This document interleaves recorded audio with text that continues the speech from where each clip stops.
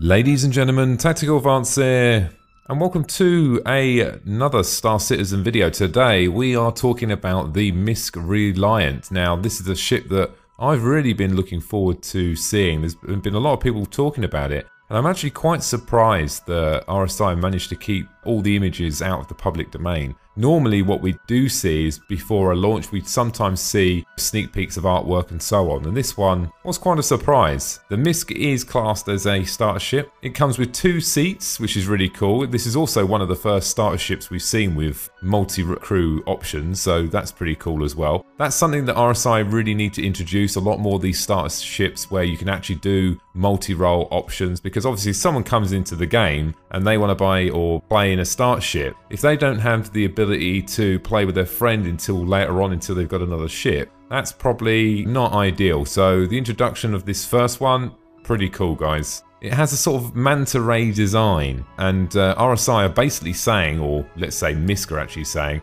it's heavily influenced from a technology point of view, and so far it's one of the highly tech-orientated ships on the market today within Star Citizens, and that's quite interesting. I mean, you can look at the stats page, but it's not obvious what's actually really technically advanced about it, other than a few bits, but I'll tell you about that in a minute. It's built out of a Xeon, probably someone's going to correct me, but hey, what the hell, metal composite. Now, we don't really know much about the materials in Star Citizen yet, as in how effective they're going to be against fire. So does that metal composite actually add value to the strength of the hull from incoming fire? I think we've got to make that assumption. The answer to that is going to be yes, otherwise it's slightly pointless of having a metal composite that is supposed to be the technology aspect of the ship that actually doesn't do anything. So let's make the assumption that it actually does. Something else is pretty cool as well. The Reliant actually changes from horizontal to vertical flight mode at a touch of a button. That's pretty cool. So I'm not really sure how that's going to work. I mean, I would look forward to seeing it in Arena Commander so we can just fly around, and also having a look around it, because so far the majority of the pictures we can actually see doesn't really go into the interior aspect of it. It mainly looks at the exterior. You can slightly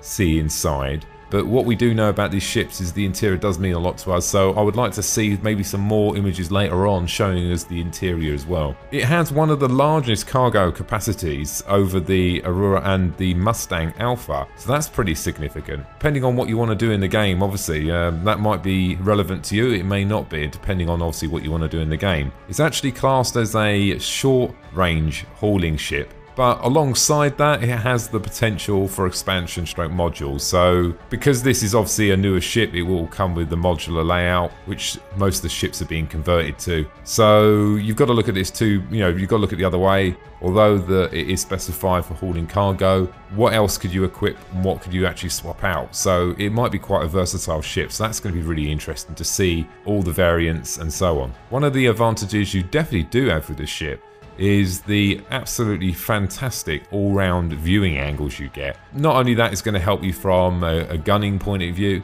it's also going to help you navigating in space and landing and so on. The Reliant is actually the first Star Citizen ship that they've actually classed it as Tier 2 ship. Now that's something we haven't heard before. I mean, I haven't heard the other ships being given a tier level, but I think that's quite interesting to actually do that, to actually tier a ship. I'll be interested to see if that gets replicated over the other ships so we understand what the tiering system is. But the fact that they've actually classed that as a Tier 2, I'm assuming they're referring to a Tier 2 starter ship as such. Hopefully we get some more details on that going forward of what this tiering system is. So let's run through some of the stats and how it actually compares out from the Aurora and the Mustang. So let's talk about some of the actual stats. Now the weight is almost double to the Aurora series, but it weighs almost the same. It's slightly heavier than the Mustang series. The cargo capacity is 30. We don't know if that's going to go up or down based on the modules or the containers you have.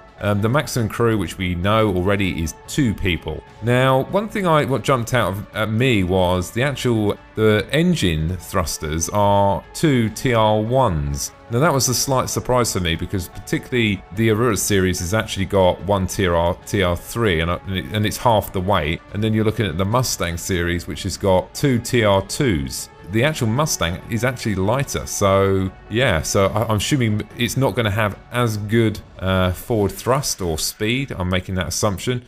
It definitely wins hand down on the maneuver thrusters though.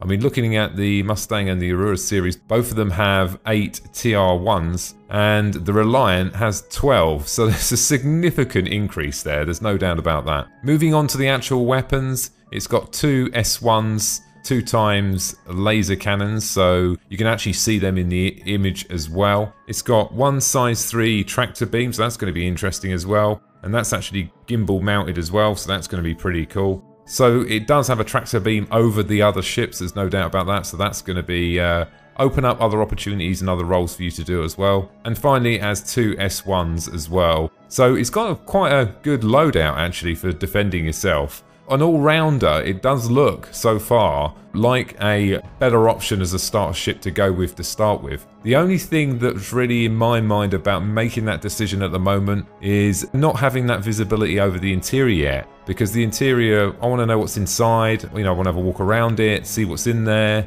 And until I can actually do that, then you can't really say that it's going to be better than the other ships or not. But we have to make the assumption it is, because if they're classing this as the tier 2, I'm making the assumption that the Mustang and the Aurora are tier 1s. But we'll have to wait for some more information on that one. So if you're thinking about pledging for Star Citizen before the launch, or even you're going to wait until Star Citizen's actually launched, this does look like an absolutely fantastic ship to go for. One thing you have to keep into consideration is all about making that decision on what physical role you want to play before you start the game. Obviously this ship at the moment looks very orientated towards the cargo aspect of it, but once the variants come out, obviously that'll be a lot broader. So the final thing is as well, guys, if you're looking to join an organisation, I've got an organisation called the Tactical Advanced Organisation, and we're ramping up for the FPS module, so any of you guys out there who like FPS and want to come and join in, feel free to join up. I'll leave a link below. And also I've left a little bit of a surprise at the end of the video for you to have a bit of a laugh as well.